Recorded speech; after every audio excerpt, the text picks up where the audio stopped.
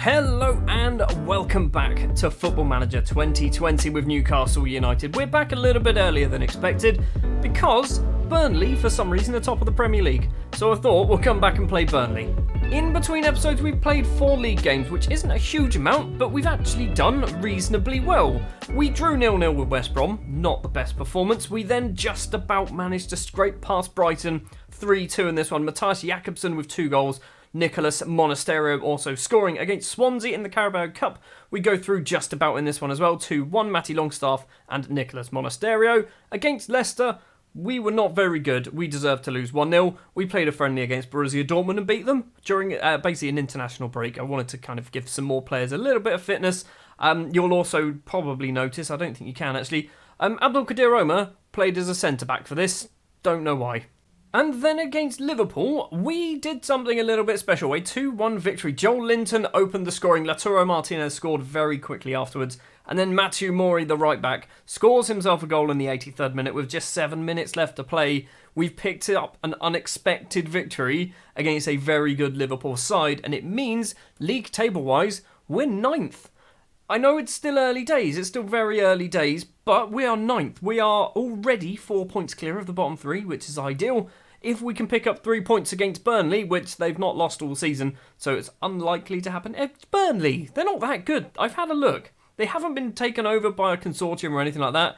They're just Burnley. Nothing special has happened to them. They're just Burnley. Somehow, they're just winning the league. Even though the transfer window has closed, there's been some more business, mainly leaving the club. As you can see here, a whole load of players. Paul Langford has gone to Exeter. Didier Bamba has gone to ASEC Mimosa.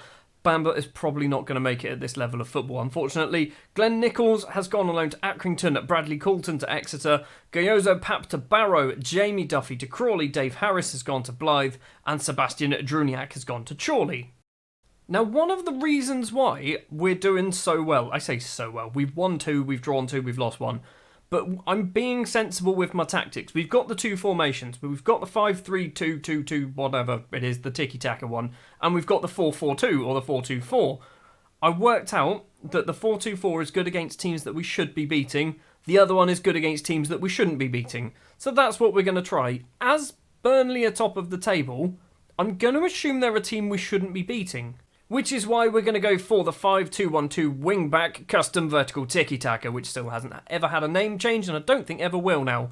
In goal will be Freddie Woodman, a back 3 of John Suter, Johnny Panzo, and Johan Maillard. It's the 3 J's at the back. Matthew Murray and Marlon Charles will be the 2 wing-backs. It's the 2 M's as the wing-backs. Matthias Jakobsen and Matty Longstaff as the central midfielders. Also 2 M's there. Jean-Pierre will be the attack midfielder. David Francis and Nicholas Monasterio will be the strikers today. David Francis has come in because Amin Gouiri can't score goals to save his life. And by can't score goals, I mean in competitive matches. Non-competitive, he's got 12 in 11 games.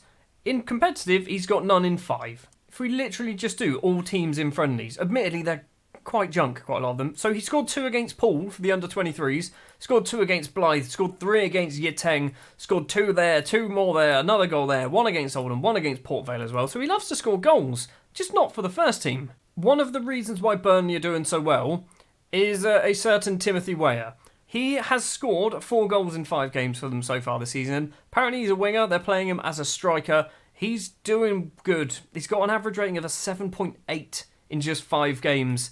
He's the player that we need to look out for. Because looking at the rest of their team, it's not particularly special, was it? They had Serge Aurier as a right back. They got Fred in the middle, who they got on a free transfer. Dwight McNeil is still there.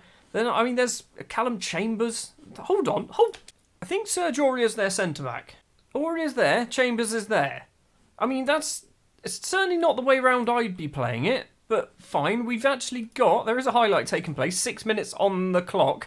Messina's throw, McNeil crosses in, it's a header from someone, it's hit the bar, John Suter can get the ball clear, Fred isn't going to get there, we did have the ball, but the highlight just ends. Another highlight with an identical throw, this time Timothy Weah gets it, Jakobsen tackles but Weah picks up the ball. Messina and George Weah. It's not George. George is his dad. Panzo doesn't manage to clear the ball very well. And Luis Felipe. It's Luis Felipe, possibly. Just felt really weird. We're 1-0 down against Burnley. They're the best team in the world. Corner for Burnley again. It's towards the front post. We're 2-0 down. 12 minutes and 20 seconds on the clock.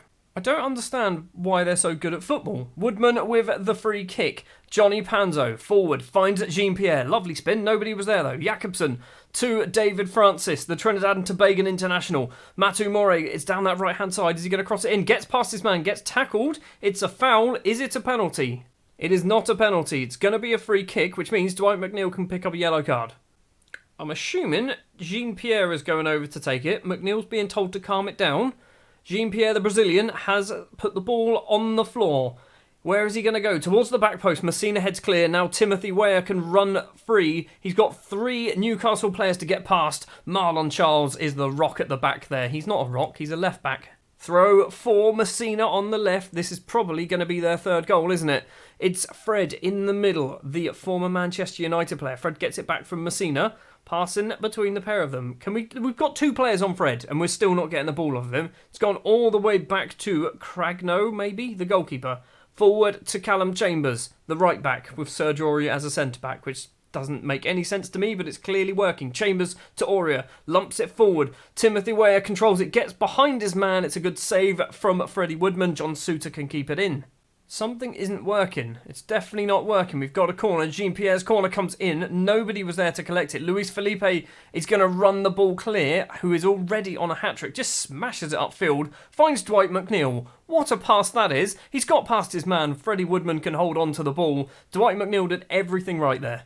And at half-time then, we are 2-0 down to the best team in the world. Right, we are going to give them an angry team talk because that wasn't very good. And as the 3-5-2 nonsense or whatever, I can never remember what it's called. Hold on. 5-2-1-2, there you go. As the 5-2-1-2 wasn't working, we're changing it up. We're going to go for the 4-2-4. So, back 4 then, Charles, Panzo, Suter and Mori. Midfield pair is going to be Jean-Pierre and Matthias Jakobsen. Batista Meyer and Abdul Kadir are going to be the wingers. Monasterio and Francis keep their place. So, Maillard, that guy, and Matty Longstaff have been the players to be sacrificed. Well, already nothing's happened. We're 10 minutes in, sorry. They've actually brought off Serge Aurier, finally, and brought on a central defender. Nothing's happening. We've got a throw. Marlon Charles, ball in towards the area, doesn't get it. Jean-Pierre's not going to get the ball. And I thought Burnley all of a sudden were going to break. Jakobsen finds Matthew Mori on the right, heads down to Francis, back to Abdul Kadir Omar, goes for goal. It's deflected. Fred can get the ball clear. Timothy Weah now. So far, we've kept him quiet. The problem is, his partner up front, we haven't kept quiet. Timothy Weah goes for goal. He's at the base of the post, and John Suter can get the ball clear. It's going to be a free kick for some reason. Paredes crosses. Timothy Weah is there. It is a goal kick. Suter's free kick finds Omar in the middle. Now Jean-Pierre, who's playing as a box-to-box midfielder, gets round his man, makes a little bit of space, goes for a shot, drags it wide. I think we've been a bit better in the second half, but we haven't been good, have we? That's the problem. We're going to drop down to 10th place. At the top of the table is going to stay Burnley. We do have a highlight going on. It is Burnley on the ball. Timothy Weah, bits of space to run into. He's going to keep going. Weah goes for goal. Easily held by Freddie Woodman. We've got about 12 minutes to play. Is this actually going to continue the highlight? It looks like it is going to. Woodman's kick upfield. Monasterio heads down. David Francis doesn't quite get there. Chambers back to Cragno.